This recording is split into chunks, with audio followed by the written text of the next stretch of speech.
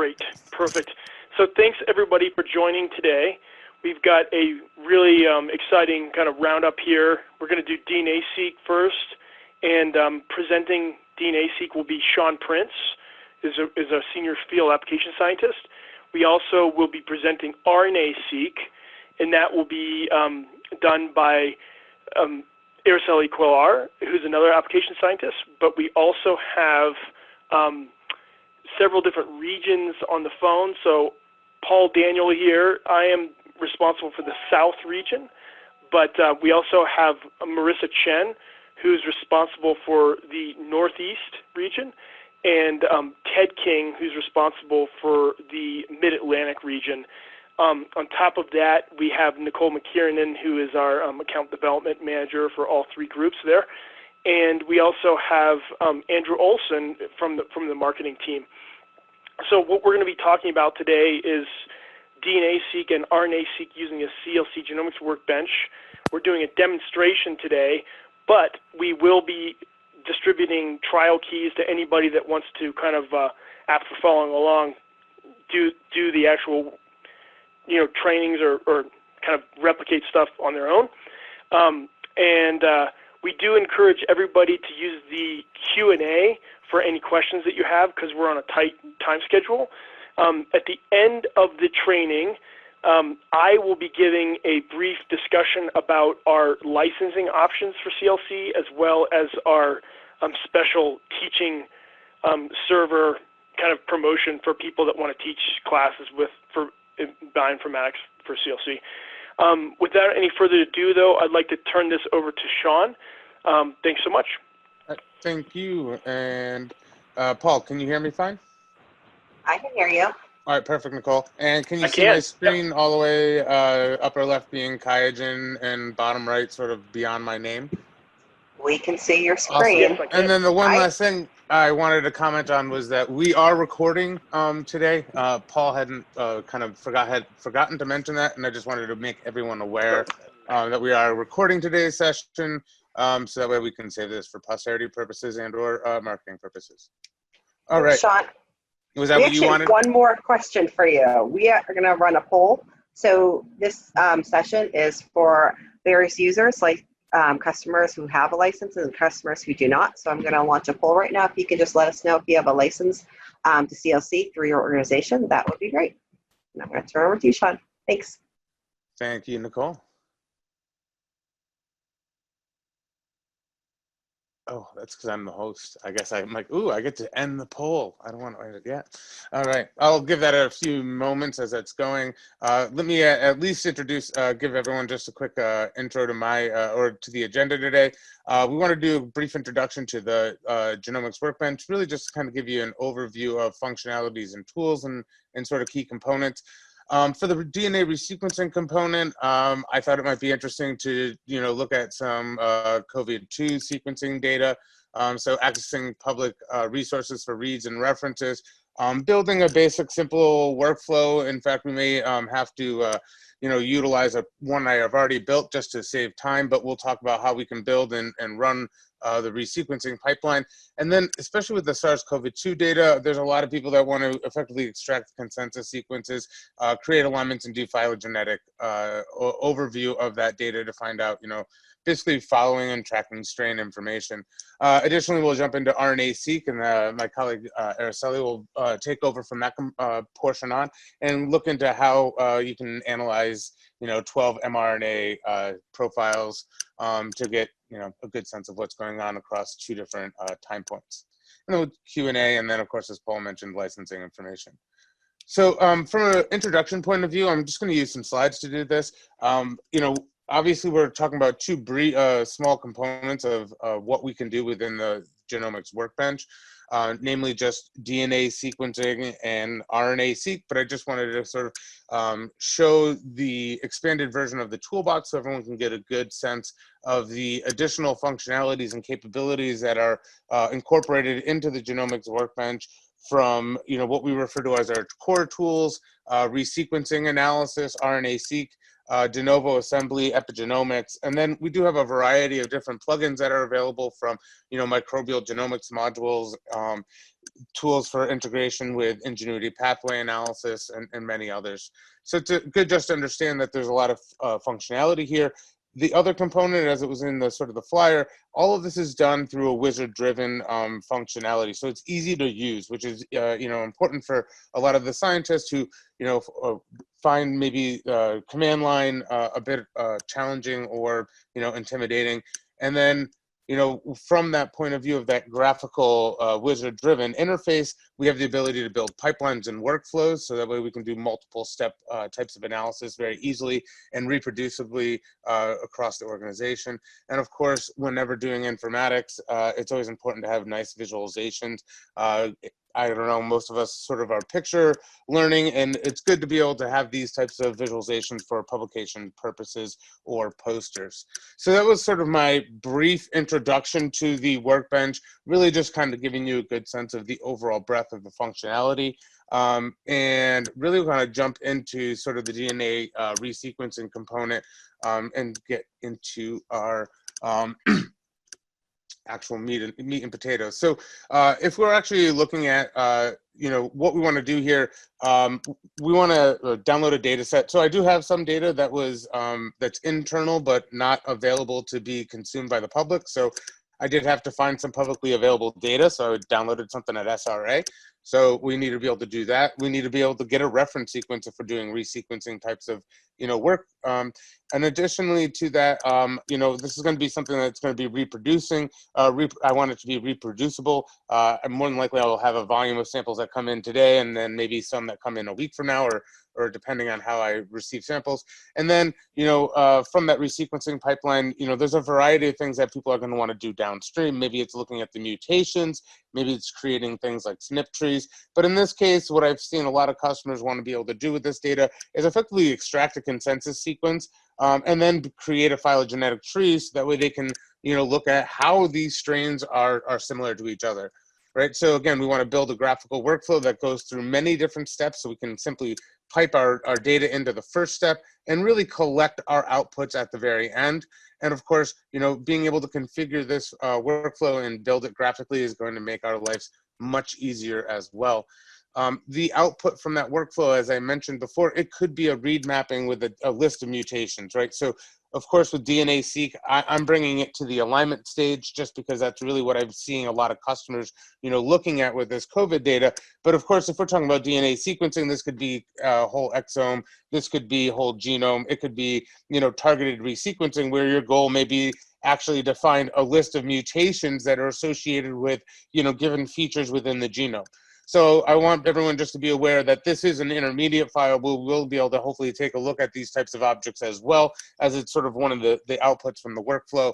But again, in this sort of grand scheme of things, what I was, goal was to look at was, hey, can I get a consensus sequence without generate a phylogenetic tree and get a sense of sort of, how these strains are associated with each other. And in this case, I brought in some additional reference sequences from, NCBI, so that way we could see if there was other strains that we were, associated with, or could I find a geographical region alongside of, where my data was coming from.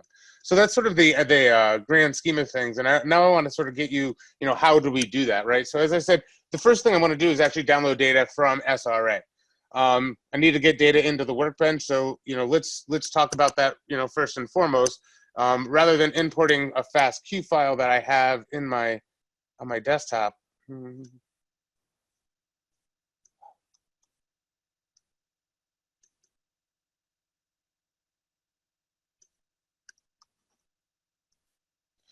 there we go. So in order to access that data, we can quickly jump into the Genomics Workbench, and we give access to NCBI's SRA database throughout the Workbench. So very easy to, if you read a paper, find a data set that's available within that paper, and then, access that data without having to use the SRA toolkit. We do that by simply coming up here to download, search for reads in SRA, And of course, we can search for a variety of different keywords. Again, if you had read a paper, you probably would have seen a study number or a specific accession number for that specific data. And so we can easily type that into the search bar, hit this start search, and find that public data set. So here we can see this is an experiment where there's 20-something samples for severe respiratory syndrome, coronavirus 2. And we can see, if we look at some of the additional information, we can show that metadata so we can get a good sense of, what is this data, where did it come from, et cetera.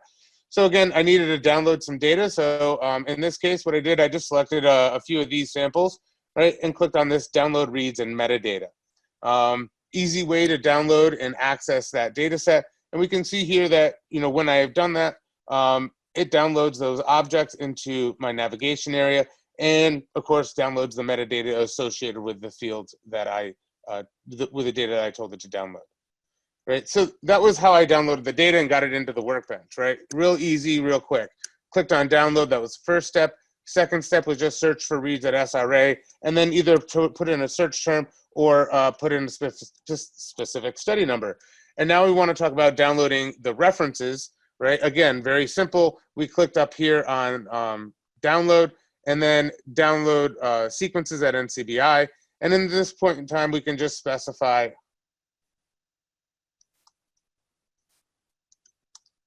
if we know the accession number, which I do on this case, MN 9089 47.3. So we can just simply specify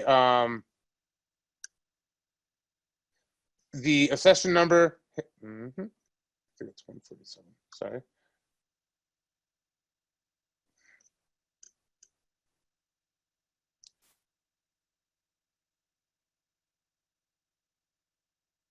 Oh, sorry. And specify the accession number, and then we can hit this download and open, download and save. And of course, we would save that object into our navigation area. And that now gets us 2 points of our, getting to the point of being able to analyze this data. We have our reads that I needed. I have now a reference or reference files. And all we did was simply click on the download, search for sequences at NCBI, and then specify an accession number, again, or keywords, things along those lines, right? Now we want to move on to building a pipeline.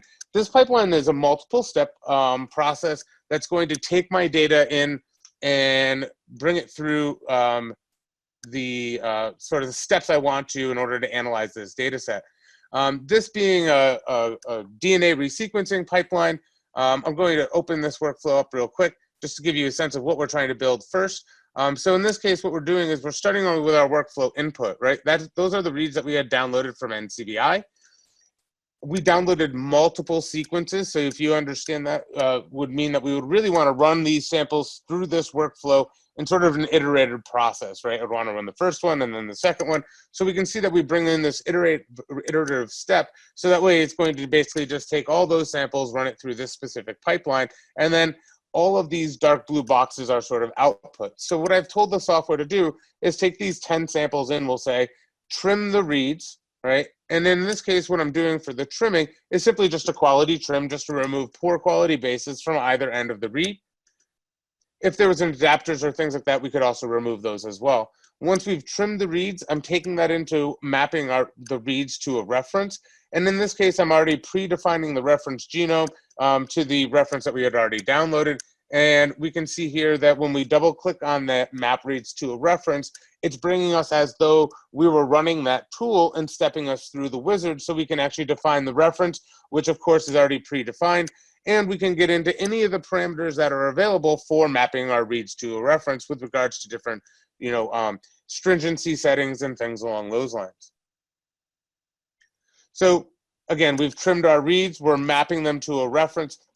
Oftentimes in this type of workflow, I'd bring in some other optimizational steps, and or if we were looking for structural variants, would bring in some additional tools. But in this case, I was trying to simplify things. So from this mapping step, we're actually going to call variants, right? So we want to call the places where we have discrepancies across the reads. Additionally, from that information about that read mapping, I also want to get a sense of sort of QC for targeted sequencing. Now, we're not really doing targeted resequencing per se, but I really want to get a good sense of how well did I cover all of these coding regions or all of the genes within the viral genome, so that way I can get a good sense of, kind of specificity, and if there's anything that I'm, if you will, capturing or amplifying more so than others. Additionally, because my goal was to create an alignment in a phylogenetic tree, I'm also extracting the consensus sequence from this read mapping, and all of this is being saved. And again, we can see these dark blue boxes. Here's my consensus sequence, a coverage report, a table about how well I covered my reads. And then with regards to the variant calls, I'm actually not saving the first pass, I guess I'll call it the first pass of the variants. In fact, I'm actually going to add additional information to those variants before I save that object. So I'm just sort of making an intermediate file. And in that, with that intermediate file, I'm just going to annotate any amino acid change. So that way, if there's a coding region change, something like that, it'll actually be incorporated into that table. And so I'd have one object rather than two lists of variant files. And then from that amino acid track, I'm taking all of these outputs and putting them together. So what we're doing is what we call create this sort of genome or track list. This is sort of a genome browser view from within the Workbench. And so we're going to take all of these components, the map reads to a reference, our annotated variant list, our per region statistics, and we're going to put those all into what we refer to as a track list. Additionally, we are going to combine all the coverage reports for the QC for targeted sequencing, so I can get a sort of global sense of how well did I do all of my analyses and how well did each study go. All right, so the way that these workflows are built, we can start these workflows by clicking up here on new and just say new workflow. And it just sort of gives us this blank slate. And in order to build these workflows, I oftentimes will simply start on the add element and just define a workflow input. And I'll simply build from here through the use of either the right-click button or just dragging and dropping from the toolbox into our workflow editor. So in this case, if we wanted to prepare our sequencing data, as I mentioned, doing our trim sequencing, we can simply drag the tool from the toolbox into the workflow editor and connect 2 points. Again, I wanted to add an iterative step here, so I'm just going to right-click on these sequences and just say connect to iterate, and that will just give me that iterate function, right? So again, we have our reads, we're iterating, we're trimming. As I said, we're going to take those and we're going to map those reads to a reference. And again, we're just connecting the points of the trimmed reads to this map reads to a reference. And hopefully you can see how easy it is to build these workflows and can bring in the different components to add to this, to your pipeline or to your workflow. So again, from the building components, you can see I'm just simply dragging and dropping tools in from the toolbox, and then connecting points between those objects that I want to connect together. All right, so from a building component, it should be a very straightforward, easy way of building tools. We clicked on our workflow, our new workflow editor, and then we're bringing the components in by dragging and dropping them from the toolbox into our workflow editor, and then again, connecting the points together that we want to have for inputs and outputs that we are connecting.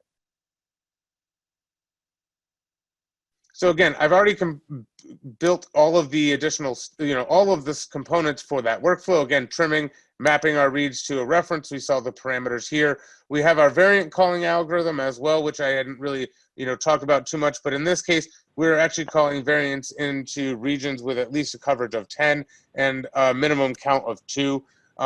We are utilizing the low frequency caller.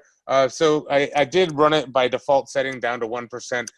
Probably not most ideal or optimized for this, but again, the ability to control all of those different components. Now that we have our workflow built, we can click on this installation button. which enables us to sort of define who built this workflow. And the biggest component to this is actually the ability to set a workflow version. So here we would say it's workflow version, say 1.0, and then we can make any comments. If I come back, I make any changes to this workflow, I can change a version, and any of the outputs that are generated from that workflow will incorporate the version, that versioning information. So we built our workflow, we clicked on our installation, and now it just becomes a tool that we can simply run in the toolbox. Actually, I forgot to install this.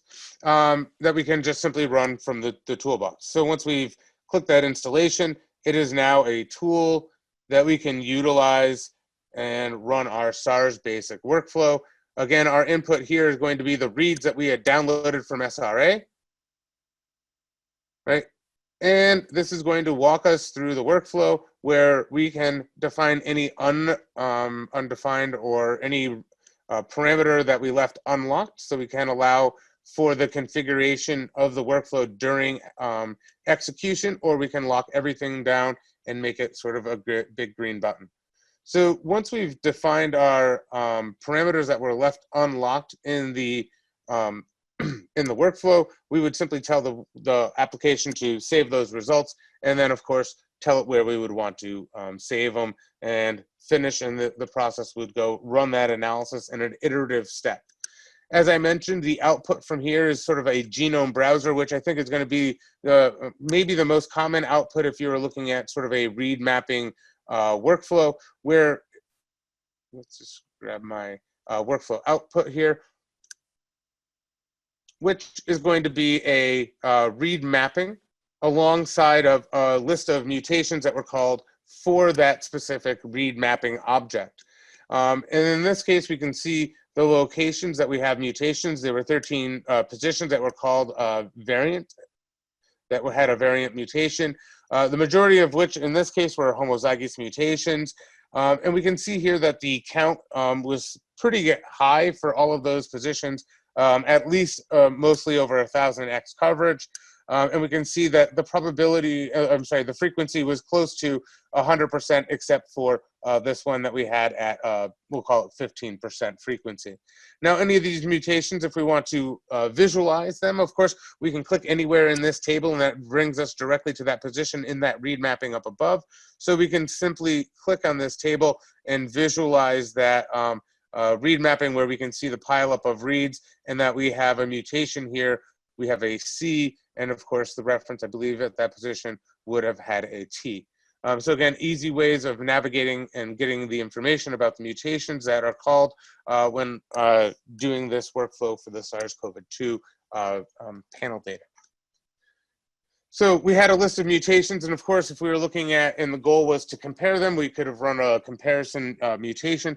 But as I mentioned, our goal in this case, right, was really to not to generate a list of mutations, but we could have, right? So again, we built a pipeline, we ran that pipeline, and from the visualization, we got a good understanding of sort of the mutations that were called.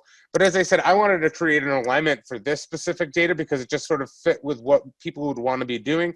So in that case, again, from within the Workbench, we can utilize some functionalities that we need, which is simply the create alignment tool under classical sequencing analysis. And by creating the alignment, what I'm going to bring in are the consensus sequences. And we can see here, I have an output for each of those consensus sequences, as that was part of the workflow that I had created. And additionally, I wanted to bring in some a couple other reference strains as well. So you had seen before where I had just simply mapped to one specific reference, but in this case, I want to bring in some additional strains so I can get a better sense of what's going on from a phylogenetic point of view. So what we're doing is just bringing in some additional strains, our consensus sequences, and some other sequences as well. And now we can set the parameters for that alignment as well with regards to, gap open, gap extension penalties. And then, of course, if we want to run sort of the fast version or the slower version of those alignment of that alignment algorithm. And sometimes it's easy, quick and easy. We can utilize that fast alignment algorithm, and from that output, we get our sort of visualization of all of the sequences that are aligned together. right? And so what we can see here are each of my different consensus sequences. And from a visualization point of view, personally, I don't like spacing, wrapping, and of course, one other thing I'm going to turn off really quickly is just the quality score. And again, all of that's done right through that right-hand side panel. So again, I wanted to get rid of sort of the spacing and the wrapping of the sequence. And now I can visualize sort of what's going on here. And of course, from an alignment point of view, I personally, like to see, everything that's the same as dots, right? And so again, lots of visualization options. But again, my goal really wasn't to inspect the alignment per se, but was really to generate a phylogenetic tree. And this was really just sort of a means to an end. So after creating that alignment sequence, right, by simply clicking on the create alignment, right, selecting my sequences and setting the parameters, I then wanted to create the phylogenetic tree, right? So my goal now, and this is sort of the end goal here, right, is to create this phylogenetic tree. Was once that we create this alignment, we can see options for creating phylogenetic trees right within that same classical sequencing analysis. So by double clicking on create tree, we will simply point to our alignment or alignments that we want to create a tree from. And then of course, choose our method for alignment, or sorry, tree creation, from neighbor joining UPGMA, excuse me. I ran maximum likelihood when I did this. So maximum likelihood tree, of course, we can start with how to do the start tree construction, select distribution models, include different rate variation steps as well. And then, of course, tell it to do, different bootstrapping if we want to, so that way we can feel more confident with the type of tree that was being generated.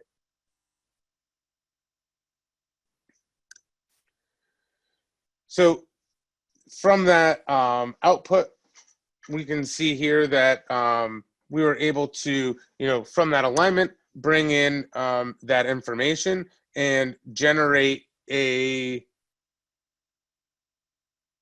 phylogenetic tree.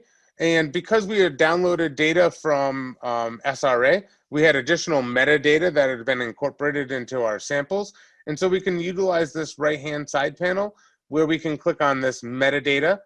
And we can see here where we can incorporate metadata layers into the application. So by clicking on metadata layers, we can choose to utilize information from the downloaded data set, which was that metadata that I had shown from the download SRA. And we can see one thing like geographical region. And when we incorporate geographical region, we can see the majority of our samples have some metadata associated with it, and at least gave me a good sense that samples were clustering together the way I would have maybe expected. We can see here these purple samples up in the top part of the tree are all coming from Germany. We then have a group of samples that are from Italy. Actually, 2 clusters from Italy, and then apparently for some reason this one strain I did not have annotations on, but we can see there's information about this where I think it's coming from Germany as well. But again, we could of course incorporate additional metadata layers and metadata information on top of these sequences to get a good sense of how this data looks and where we want to take a look at further. So again, in this type of workflow, at least with, SARS-CoV-2, the ultimate goal here was really to generate this phylogenetic tree. We did that through a workflow where we mapped our reads to a reference. We called variants that we could use for, looking at and comparing somatic mutations. And from that workflow, we are also extracting consensus sequences where we could then utilize our tool for, create alignment. And then from that create alignment functionality, we were able to, create a maximum likelihood phylogenetic tree. So again, that was sort of main goal, at least from sort of a QC metric. Some of the customers that I've, worked with on this type of analysis really wanted to see not only the fact of building that phylogenetic tree, but just sort of some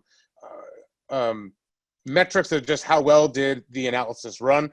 So if we look at sort of some of the combined reports that are generated, this gave me just a little bit of some, QC about the data sets and what was going on. So again, this was some data that I downloaded from SRA, and I actually had to do this yesterday or Monday, just because the data that I wanted to use and prepared ahead of time, I didn't get permission to utilize.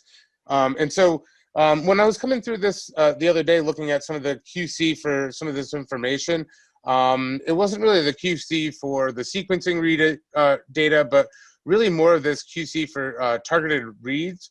So one thing we can get a good sense is that, we did cover all of our targets, and we covered them very well. If you will, we can see mean coverage is in, thousands of X coverage. But one thing that did sort of jump out at me a little bit, where is it? Was really just in the read specificity.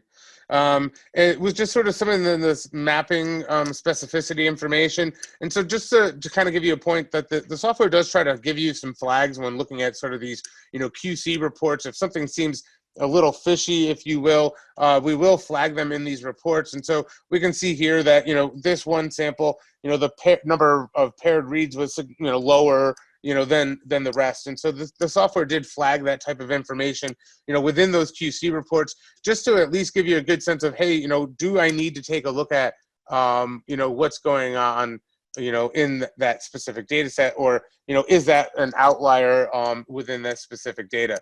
So the QC reports are quite useful for that.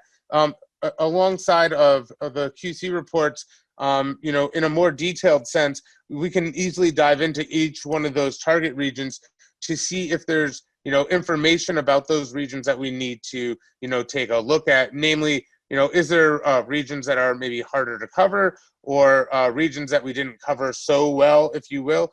And so we have a actual table that comes out with regards to that, the targeted coverage. And we can see here, again, for each of our targets, in this case, there are gene or coding regions that we utilize, we can see all of them are covered at 100%.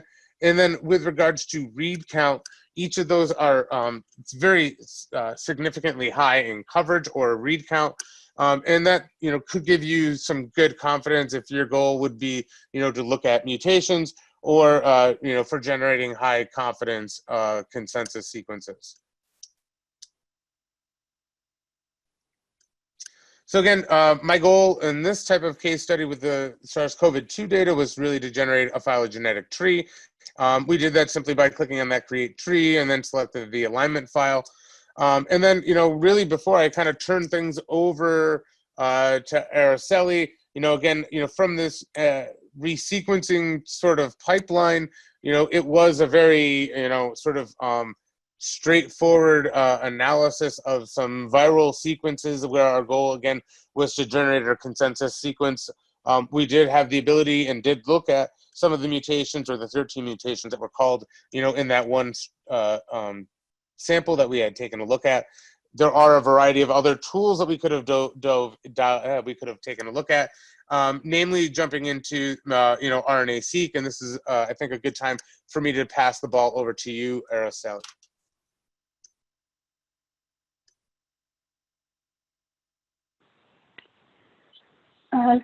Thank you, Sean. Can anyone hear me well? Certainly can.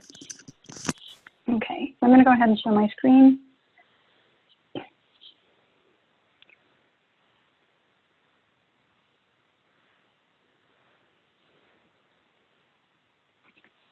Okay, so today I'm going to be going over RNA-seq analysis using the CLC Genomics Workbench. All right.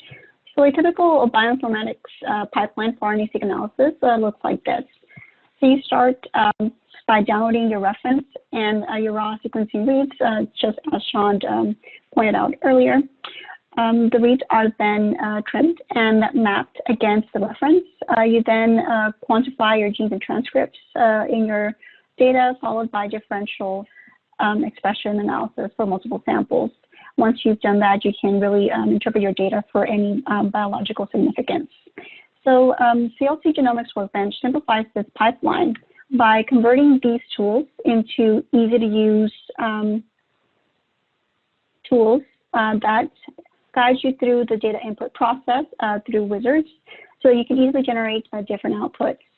So using these tools, you can generate differential expression tables and view these tables for your genes and transcripts as volcano plots.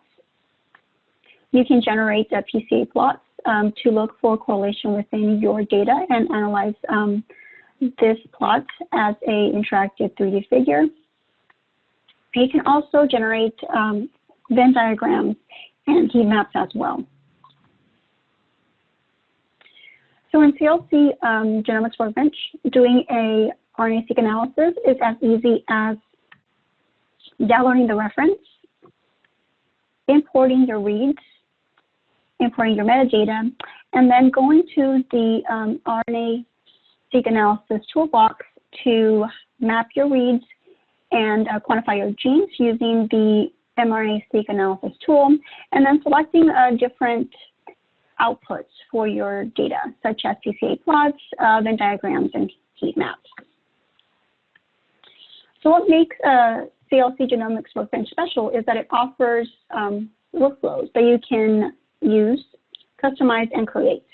So these workflows consist of interconnected tools within the Workbench, which are very useful and powerful to simplify and automate your data analysis. Not only can you set the parameters in advance, you can also install these workflows if you're going to be using them often and share them with your colleagues. So a key advantage to using workflows is that you can generate all of these inputs that you see here, plus more, all at once, instead of doing them individually. So in a workflow,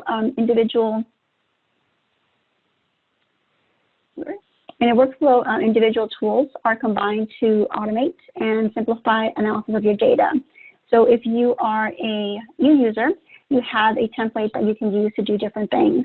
So for example, if we take a look at this workflow, we can easily import our reads, trim them, map them to the reference, and quantify our genes or transcripts, and use that information to generate differential expression, PCA plots, and heat maps. You can also generate QC reports for the data. Now, if you are an advanced user, you can easily modify this pipeline to generate different outputs that you like. So for today's session, we are going to be using this pipeline where we're going to be importing our reads, trimming them, and then mapping them to the reference and quantifying our transcripts to generate differential expression data and use that to generate Venn diagrams, PCA plots, and heat maps. And we'll also be generating a QC report as well.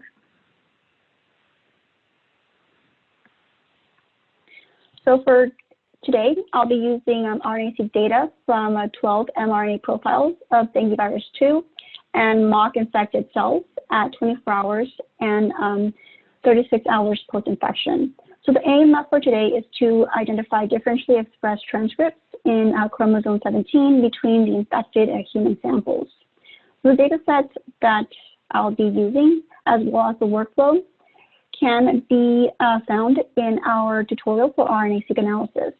And the data used for the tutorial comes from the study by the email listed here below.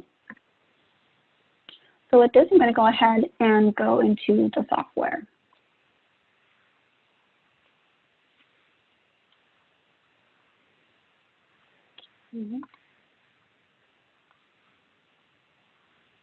Okay, so to analyze your RNA-seq data, there are a few steps that you need to do before you begin.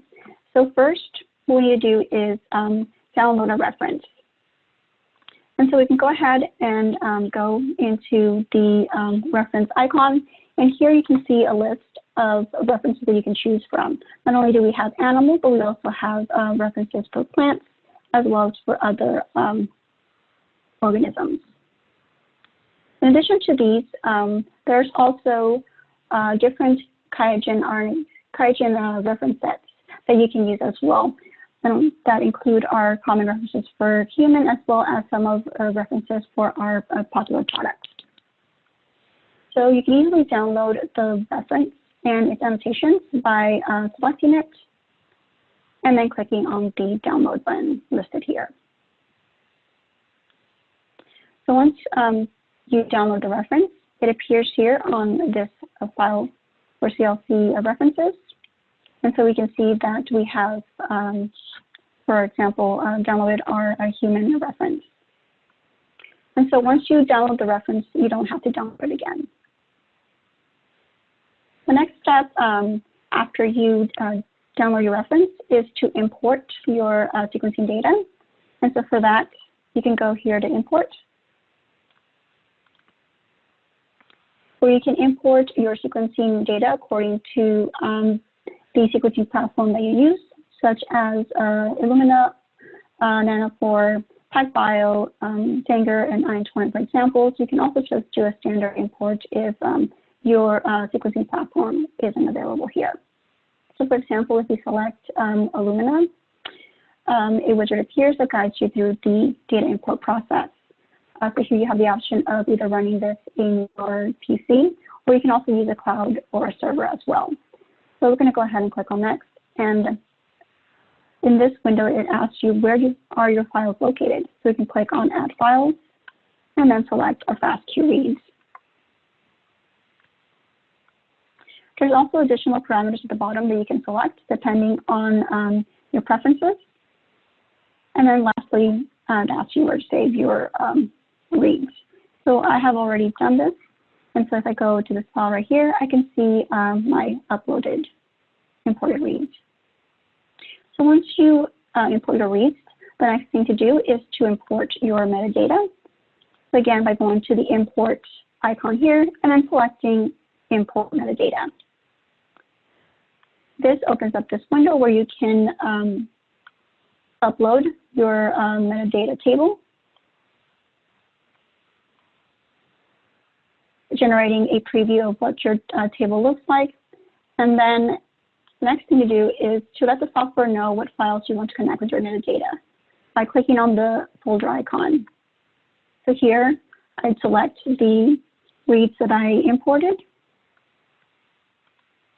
and then clicking OK. So you can see now that our reads are associated with the different parameters in our metadata table. Here we can select where to save it. And then once we're done, we can see that our metadata table shows the samples that are used, 2 different treatment groups, infected and uninfected, and then 2 different time points, 24 hours and 36 hours. If we want to know what files are associated with our metadata table, we can easily select them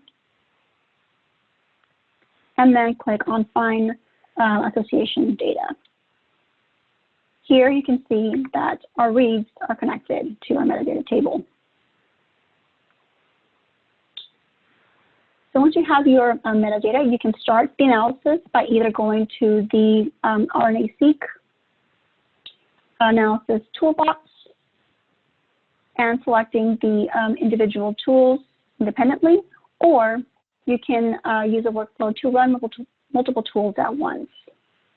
Now, we have pre-installed workflows listed here, but for this RNA tutorial that I'm using today, pre-built workflows are included right up here. And so there are different workflows that you can use based on your analysis needs. For today, I'm going to be using this workflow titled RNAseq Advanced Analysis Workflow.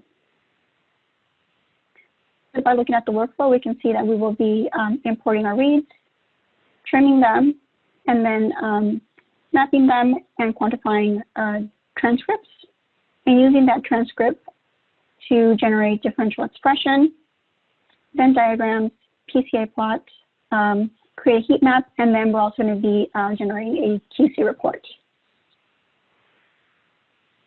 So you can edit the workflows to customize them before running by adding different elements, or by simply dragging an element into the workspace. And you can also save this workflow if you plan on running it multiple times into the pre-installed workflows folder in your toolbox by clicking on installation. So to start the workflow, all you simply do is click on run. And this is going to open up a wizard that guides you through the process. So again, we're going to select our reads.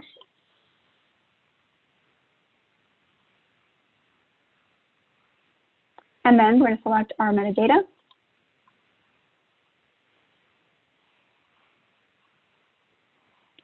So this workflow is designed to iterate or repeat over different time points and samples. So we can use the metadata to define these parameters.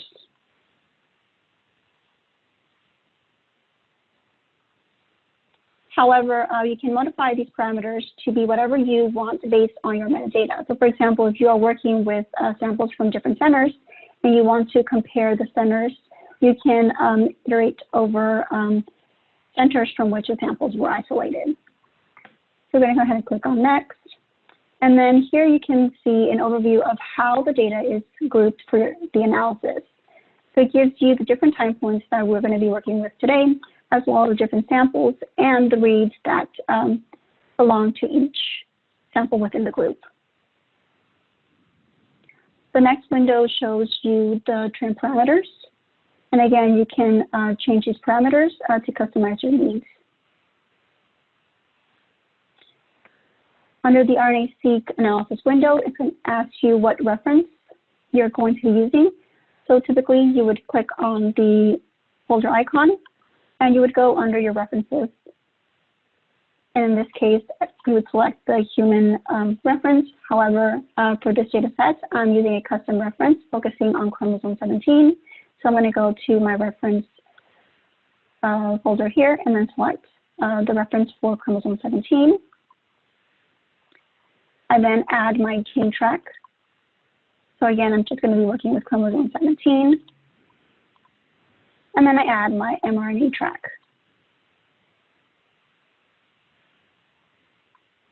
And for this data set, the strand specificity is going to be in the reverse side. So the aim for today is to identify differentially expressed transcripts between infected samples. So we are going to test differential expression due to infected. So I'm going to go ahead and select infected. And then we are going to use our control group as our mock group. So we're going to go select mock and use it as our control. So for this workflow, we are comparing infected versus mock in different time points. Then you would select where you want to save the results for the workflow. So in summary, to use this workflow, we selected the samples, selected the metadata, told the software how to group the samples and what to calculate differential expression on. So I have already run this workflow to conserve time. I'm going to go ahead and click on cancel. But depending on your computing power, the workflow can take around 5 to 10 minutes for this data set. So I'm going to go ahead and close this. So once the workflow is done, my results appear right here on this folder. And we can see that we have results for RNA-seq output and then expression analysis. So if we look at the RNA-seq outputs, we can see that the workflow generates a QC report that can easily be used to review the results of your training reads as well as your RNA-seq analysis. So this report, samples highlighted in yellow are outliers, making it easy to spot any problematic samples.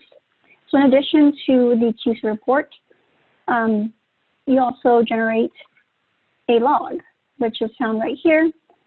So by clicking on the log icon, you can see that it saves all the steps and all the settings you define when running the analysis. So it records the history of the analysis. You don't have to remember all the settings you used. Instead, you can just reference the log and see what parameters were set, what files were added, when the analysis was done and what version was used of the Workbench. So you can easily go back and review your settings, especially if you're running multiple analyses at once.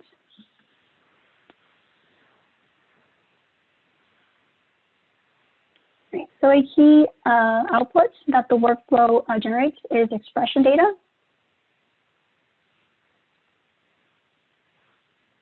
So here we have differential expression files for 24 hours and 36 hours time points.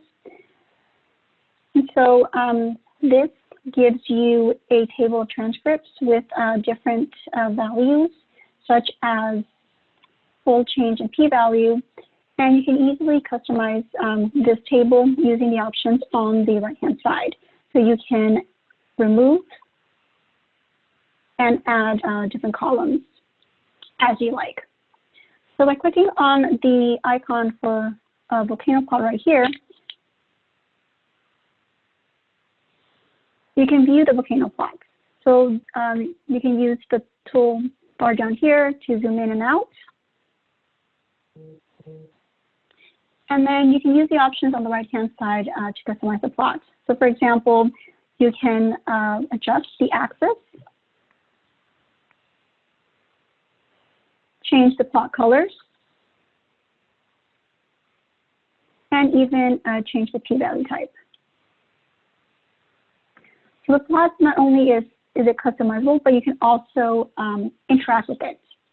So you can select points that are interesting to you to identify the transcripts, and you can view additional information for these points by going to the table up here. So you can easily scroll down to see the highlighted rows, or you can click on filter to selection, filter selected rows, and you can see the selected transcripts and additional information. You can clear the selection and then select additional samples. And see information here. This is the expression data that's generated with the workflow. So using the differential expression that's generated, the workflow also creates a Venn diagram, which is shown here. However, if you have other differential expression data, you can create your own Venn diagram outside of a workflow by going to the toolbox and using the Create Venn Diagram for RNAseq tool here.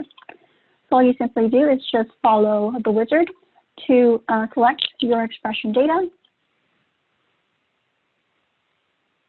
and then click Finish to instantly generate a Venn diagram. So this one's very similar to the one generated by the workflow. So I'm going to go ahead and close this. And like other outputs in CLC, you can customize the Venn diagram by using the options on the right-hand side. So you can play around with the colors, as well as the p-values, and then you can adjust the cutoffs and see how the number of transcript changes. You can click on the table icon at the bottom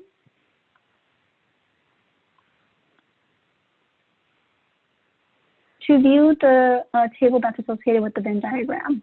Now, if you want to see what transcripts are shared between these two conditions, you can simply select them on the Venn diagram and they're highlighted on the table below. And again, you can filter your selection to look at the specific transcript selected. Now, if you clear the selection, you can also view the transcripts for the other conditions as well. So it's all very straightforward.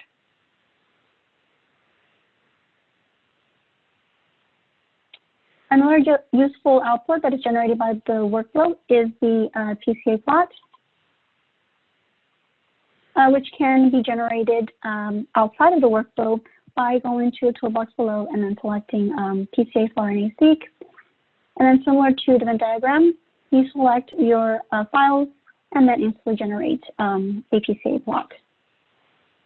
Like all outputs, the PCA plot can also be customized, and you can also overlay metadata on it as well, which is very helpful when you are working with multiple groups, like in this example.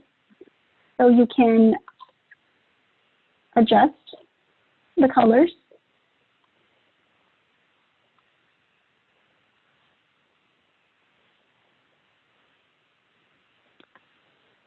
Move the legends around.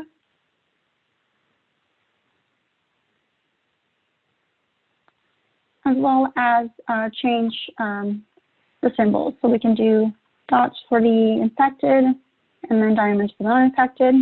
And then you can easily remove the labels if it's too crowded, or you can change labeling based on the metadata. So just by looking at the PCA plot, we can see that our infected samples are found mainly on the right-hand side, and our mock samples are very similar on the left. So we can see that there are differences between the infected and the non-infected samples. Now you can also view this plot as a 3D figure by going to the icon down here, and you can visualize it in the same way. So we can play around with it. Again, we can also change the colors, and we can also change the labeling. So if I change this to infected, we can see that the mock samples cluster nicely on the top, and the infected are scattered throughout different principal components. Now you can always upload or export this into a figure for publication as well by using the export icon right here and then selecting the file type and then clicking finish. And lastly, on our workflow, the workflow also generated a heat map for the 25 most interesting transcripts. However, you can also generate a heat map outside of the workflow by using the heat map RNAseq tool here. So for the heat map, you can customize the way it looks by looking at the options right here. So you can extend the range. You can also change the coloring, and you can overlay metadata to it as well.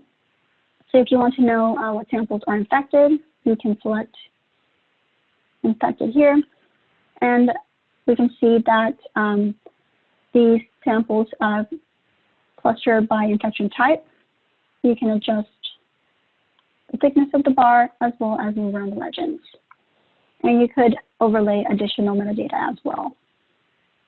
So for this example, you see that not only do the samples cluster by different infections, but also within each group, they cluster by different time points.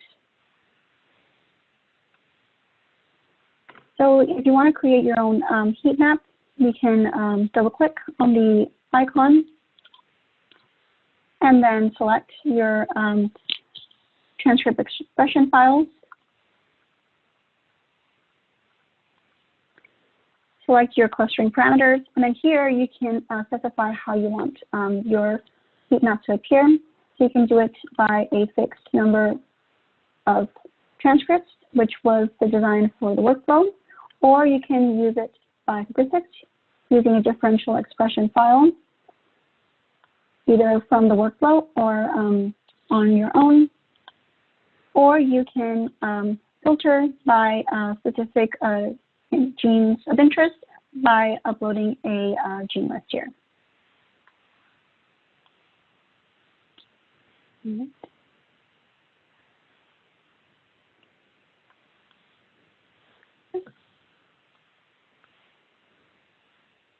So today I showed you how to generate all of these inputs: differential expression, heat map, PCA plot, and Venn diagrams. So these inputs can be generated individually or all at once using a workflow. So to do this, you just need to follow these simple steps, which is download the reference, import your reads and your metadata, and then run the RNA-seq analysis, which we did easily with a workflow, or you can use the tools to do the analysis individually. So with this, I'm going to go ahead and pass it on to our Q&A with Paul.